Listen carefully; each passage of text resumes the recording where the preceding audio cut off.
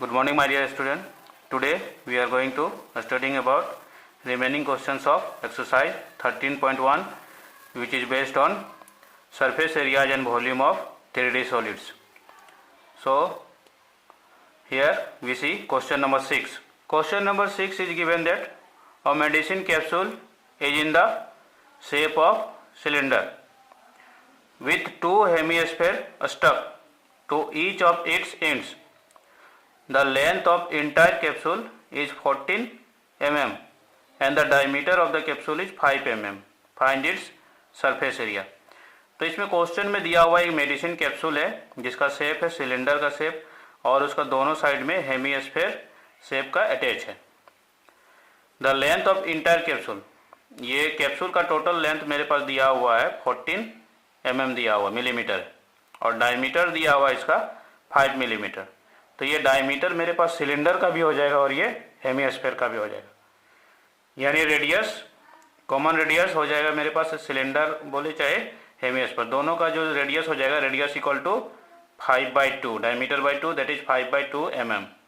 Length of cylinder path equal to length of cylinder मेरे पास देखिए यहाँ से लेके सिलेंडर मेरे पास यहाँ से लेके यहाँ तक है.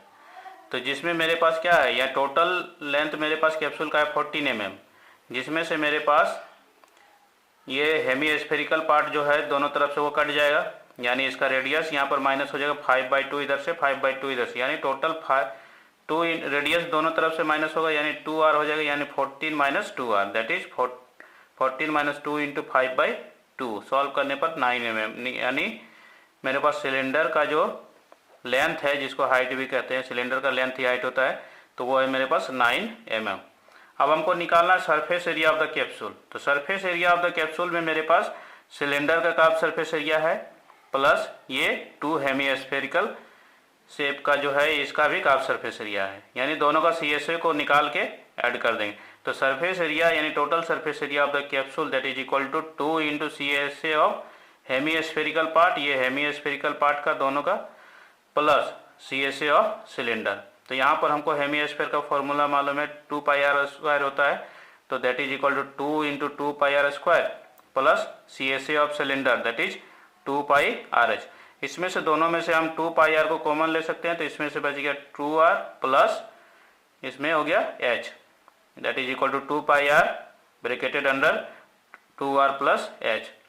अब वैल्यू पुटअप करेंगे इक्वल टू 2 इंटू पाई का वैल्यू 22/7 इंटू आर का वैल्यू है मेरे पास 5/2 ब्रैकेटेड अंडर 2 इंटू आर का वैल्यू 5/2 प्लस 9. अब यहाँ पर 2 कैंसिल आउट, यहाँ पर भी मेरे पास 2 कैंसिल हो गया, तो that is equal to 22 into 5 110/7 bracketed under 5 plus 9 that is 110/7 into 14 7 2 जा 14. अब ये कैंसिल आउट हो गया, तो ये मेरे पास आ गया 110 into 2 that is 220 millimetre square. So surface area of capsule equal to 220 mm square. Next question number 7 is given a tent is in the shape of a cylinder surmounted by a conical top. If the height and the diameter of the cylindrical part are 2.1 meter है and 4 meter respectively, and the slant height of the top is 2.8 meter. Find the area of the canvas used for making the tent. Also find the cost of the canvas of the tent at the rate of ₹500 per meter square. मतलब question is given that एक cylindrical shape है और base level पर top पर है मेरे पास conical shape. तो इस तरह का एक टेंट बना हुआ है जिसमें मेरे पास दिया हुआ है हाइट एंड डायमीटर. हाइट दिया सिलिंड्रिकल शेप का हाइट दिया 2.1 मीटर एंड डायमीटर दिया है उसका 4 मीटर. तो जितना मेरे पास होगा सिलिंड्रिकल शेप का डायमीटर होगा उतना ही कॉनिकल का भी होगा क्योंकि उसी के ऊपर अटैच है. तो यानी रेडियस मेरे पास हो जाएगा 4/2 that is 2 metre.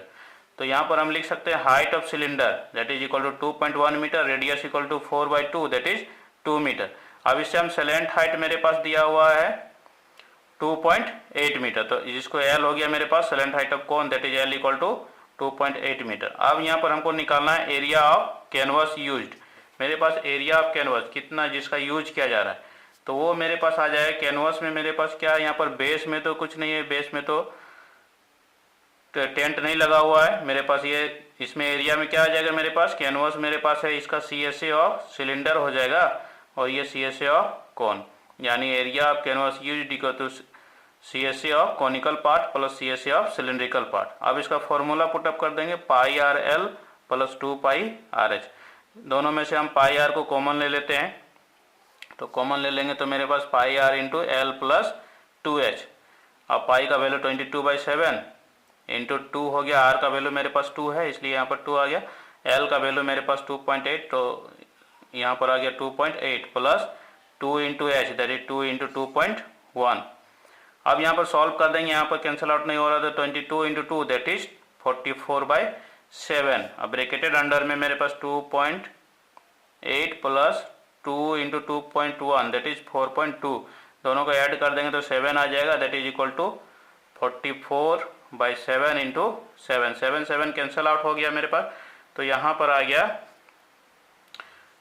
That is equal to 44 metre square, यानी area of canvas used equal to 44 metre square, यानी टेंट में मेरे पास 44 मीटर स्क्वायर का एरिया का कैनवास यूज किया गया है। अब यहाँ पर दिया हुआ है मेरे पास और भी हमको फाइंड करना है इसमें, also find the canvas of the tent at the rate of ₹500 पर मीटर स्क्वायर, यानी हमको टेंट जो लिया गया है उसका हमको कॉस्ट निकालना, कितना कॉस्ट होगा, जिसमें मेरे पास दिया हुआ है टेंट का 1 मीटर स्क्वायर का कॉस्ट दिया है ₹500।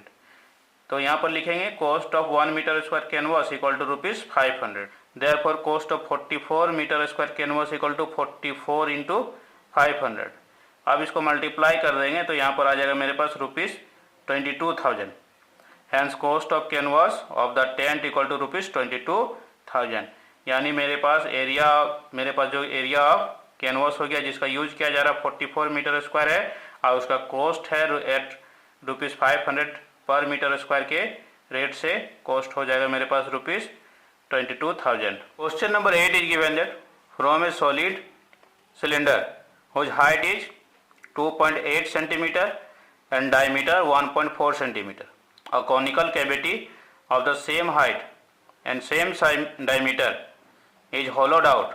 Find the TSA of the remaining solid to the nearest centimeter square। मतलब क्वेश्चन में दिया हुआ है एक सिलेंड्रिकल सॉलिड है जिसका हाइट मेरे पास 2.4 सेंटीमीटर है और डायमीटर 1.4 सेंटीमीटर है, जिसमें से एक कॉनिकल कैविटी कोन जैसा इस तरह से कट किया जा रहा है जिसका सेम हाइट और सेम डायमीटर, यानी कोन का भी मेरे पास कॉनिकल कैविटी जो है उसका भी डायमीटर 1.4 सेंटीमीटर हो जाएगा और हाइट भी जितना सिलेंडर का है यानी 2.4 सेंटीमीटर हो जाएगा। तो यहाँ पर हाइट हम लिख सकते हैं क्योंकि कॉमन हाइट है, तो h इक्वल टू कितना है मेरे पास 2.4 centimetre, radius equal to diameter by 2 यानी 1.4/2 दैट इज 0.7 सेंटीमीटर। एल निकाल सकते हैं, फॉर्मूला होता है R square plus H square that is 0.7 square plus 2.4 का होल स्क्वायर। अब इसको सॉल्व करेंगे तो मेरे पास रूट अंडर आ जाएगा मेरे पास 0.49 plus 5.76 that is equal to 6.25।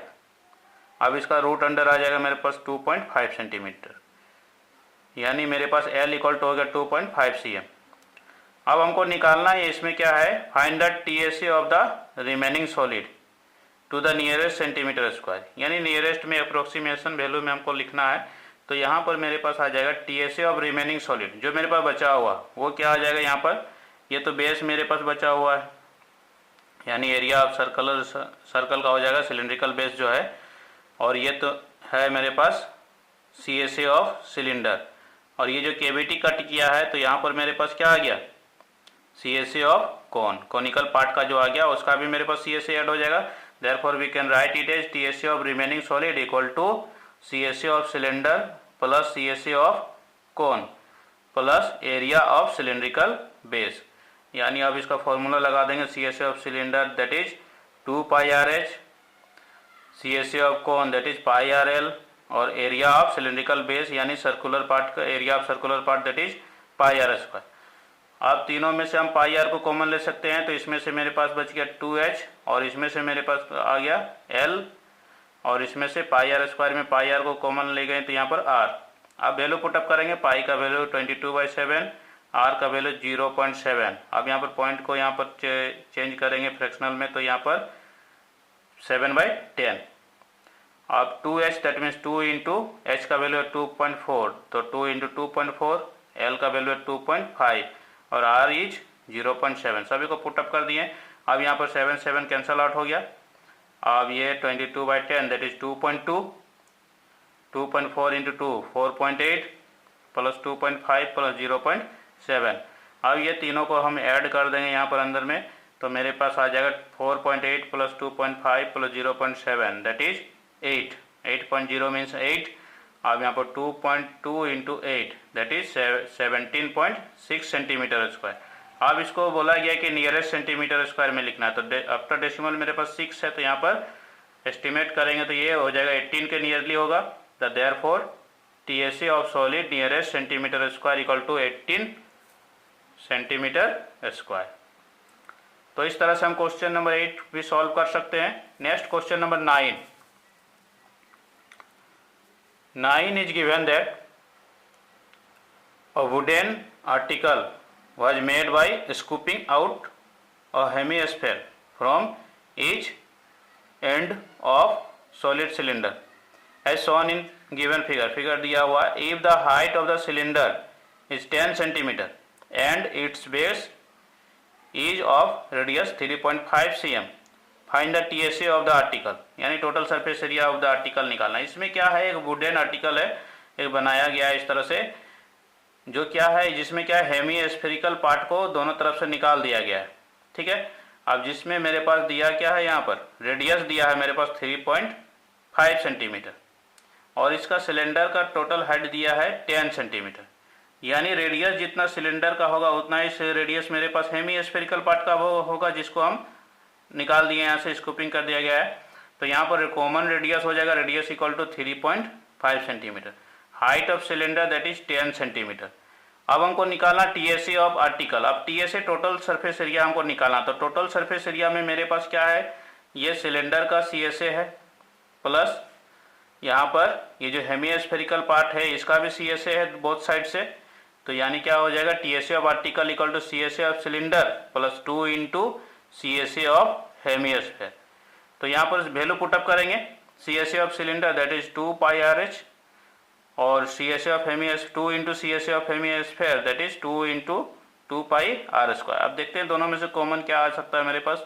यहाँ पर मेरे पास 2 दोनों में से आ सकता है, पाई भी आ सकता है और R यहाँ है, यहाँ R स्क्वायर, तो पाई R को भी ले सकते हैं, यानी 2 पाई R हम कॉमन आउट ले लेते हैं, तो मेरे पास आ जा रहा है अंदर में ब्रैकेटेड अंडर में H प्लस 2R। अब वैल्यू पुटअप करेंगे, पाई का वैल्यू यहाँ पर 22/7, R का वैल्यू मेरे पास है 3.5, तो यहाँ पर 3.5 पुटअप किए, उसको 35/10 हो जाएगा।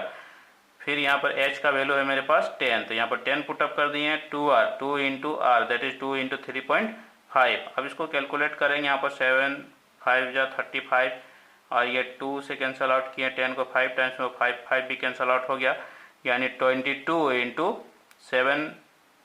7 प्लस 10 दैट इज 17, यानी 22 इंटू 17 इक्वल टू मल्टीप्लाई कर देंगे तो 374 सेंटीमीटर स्क्वायर।